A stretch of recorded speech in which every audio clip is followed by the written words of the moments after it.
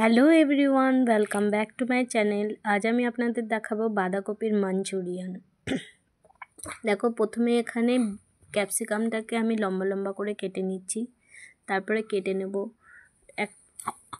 একটা গাজরকে লম্বা লম্বা করে সরু সরু করে কালি দিয়ে, কিছুটা রসুন কুচি, কিছুটা আদা কুচি, সব আমি বটিতে করেই কুচিয়ে নিচ্ছি ধীরে করে দিয়ে কুচিয়ে নিচ্ছি। এখানে আমি গুছিয়ে নিচ্ছি।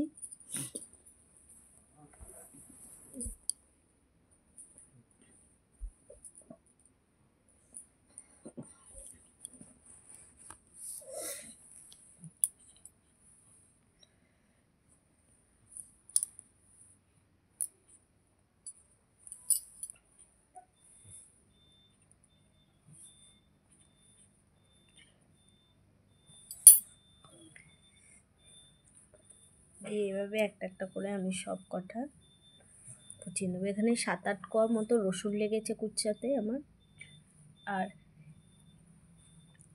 1 ইঞ্চি থেকে একটু বেশি, 1 ইঞ্চিও নয়, 2-3 ইঞ্চি মতো আদা এখানে আমি একদম মিহি করে কুচিয়ে নিয়েছি, দেখতেই পাচ্ছ।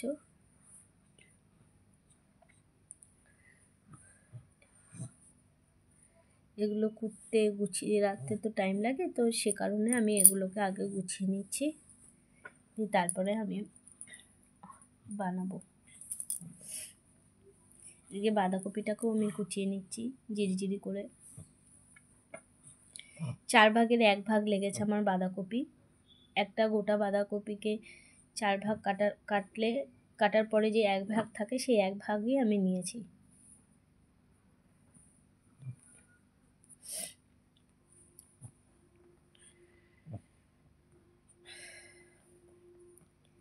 প্রথমে আমি বাঁধাকপিটা নিয়েছি, আর কুচানো বিনস, আর গ্রেট করে রাখা গাজর, একদম মিহি করে বিনসটাকে কুচিয়েছি, আর গ্রেট করে নিয়েছি গাজরটাকে। 2টো গাজর গ্রেট করা আছে এখানে, আর কিছুটা পেঁয়াজ দিয়ে তারপরে নুন দিয়ে এটাকে ভালো করে একটু মাখবো। একটু হাতে প্রেসার দিয়ে জোরে জোরে চেপে চেপে মাখবো। তাতে কি হবে, এই সবজিটা থেকে জলটা বেরিয়ে আসবে। এই পর্যায়ে আমি আদা কুচানো বা রসুন কুচানো দেব না। ভালো করে আমি এটাকে ভালো করে চটকে মেখে রাখবো কিছুক্ষণের জন্য। তাতে কি এর থেকে জলটা বেরিয়ে আসবে। ওটা স্কুইডাল, হ্যাঁ। দিয়ে এদিকে জলটা বেরিয়ে আসবে। দেখো, এদিকে একটা আমি লিকুইড তৈরি করে নিচ্ছি, সেটা হচ্ছে সোয়া সস, ডার্ক সোয়া সস। 2 চামচি মতো নিচ্ছি এখানে।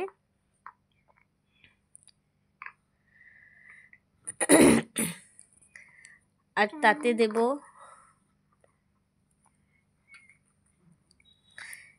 টমেটো কেচাপ,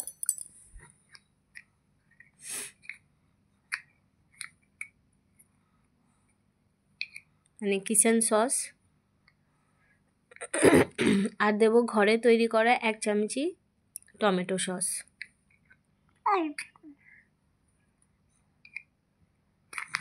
আপনারা চাইলে এখানে রেড চিলি সসও ইউজ করতে পারেন বা সয়া সসও ইউজ করতে পারেন, তো আমি ওটা দিইনি। আর দেব কিছুটা চিনি, সামান্য, 1 চামচিরও কম, 1/2 চামচি মতো চিনি, আর সামান্য নুন। যেহেতু আমি আগে থেকে নুন দিয়ে মেখেছি ওটাকে, সে কারণে এখানে আমি হালকা নুন দিলাম, আর সসে তো নুন থাকেই।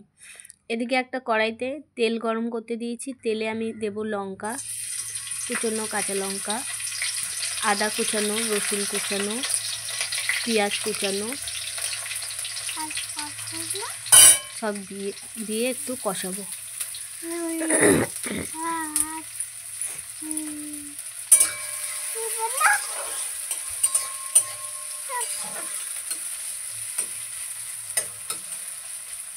যেহেতু সসে নুন থাকে, সে কারণে নুনটা একটু কম করেই দিতে হবে বুঝে।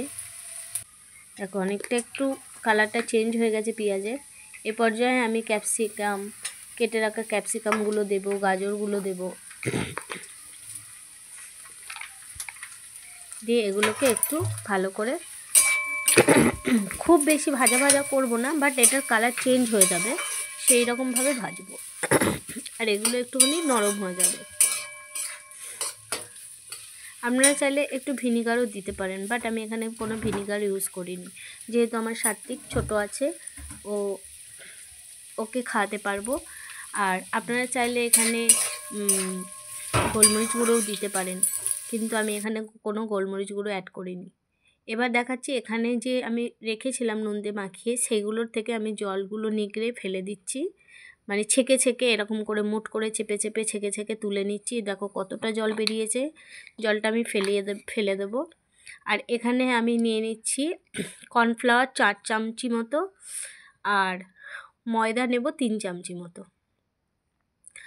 তো আপনারা চাইলে মানে কোয়ান্টিটিটা ঠিক করে রাখবেন, এখানকার কোয়ান্টিটিটা, যেহেতু ময়দা যদি 3 ভাগ হয়, ওটা হবে 4 ভাগ, এই রকমভাবে কোয়ান্টিটি হবে।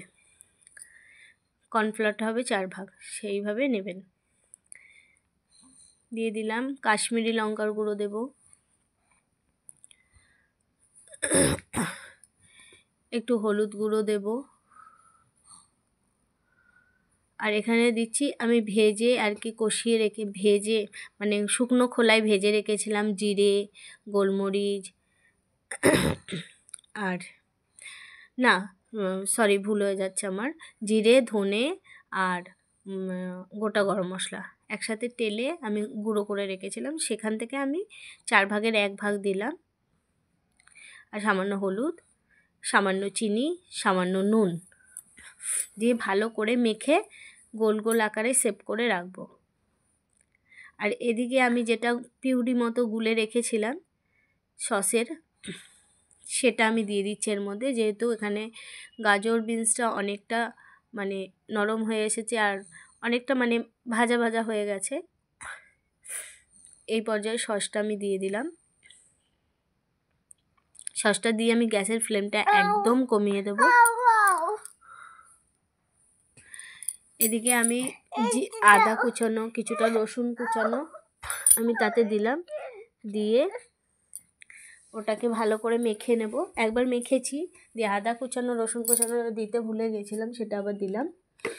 আর এদিকে অন্য একটা কড়াইতে কিছুটা তেল আমি গরম হতে দিয়েছি, যাতে এই বলসগুলো, এই দেখো আমি বলসগুলো বানিয়ে নিয়েছি, গোল গোল করে বল আকারে শেপ করে নিয়েছি।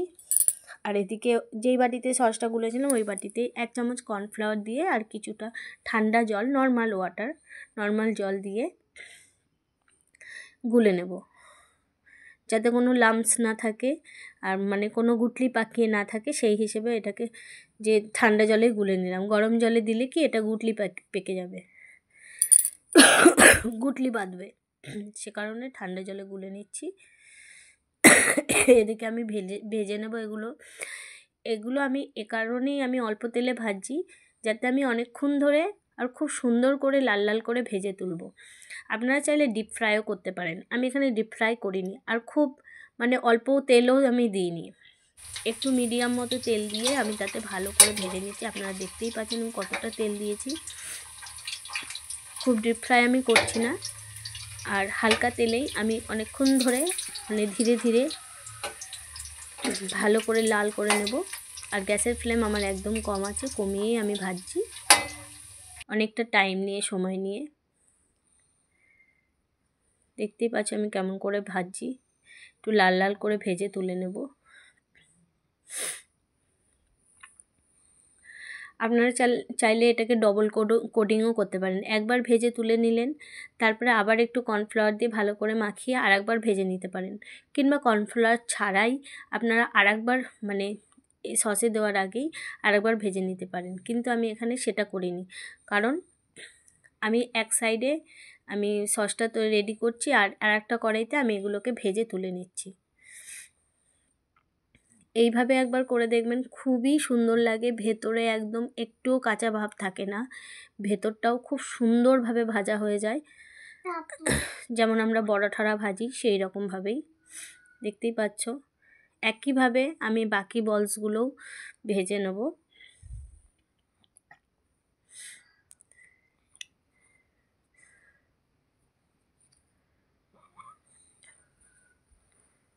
বাকি বলসগুলো আমি ভেজে নেব সবগুলো।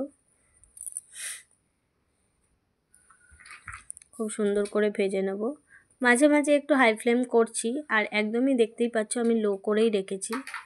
আর এদিকে যতক্ষণ ভাজার টাইম লাগছে ততক্ষণ আমি সসের গ্যাসটা বন্ধ করে দিয়েছিলাম। এগুলো যত ভালোভাবে ভেজে যাওয়ার পরে দেখতেই পাচ্ছ কতটা আমি ভালো করে ভেজেছি। এবার সবগুলো দিয়ে কিছুক্ষণ নাড়াবো, কিছুক্ষণ মানে প্রায় 10 মিনিট মতো নাড়াবো, মানে সব কোডিং হয়ে যাবে আর কি, পুরো ভালোভাবে এই মশলাটা মানে এই গাজর, বিনস, পেঁয়াজের এই মিশ্রণটা, সসের মিশ্রণটা ভালো করে এর গায়ে লেগে যাবে। তারপরে আমি দেব গুলে রাখা কর্নফ্লাওয়ার।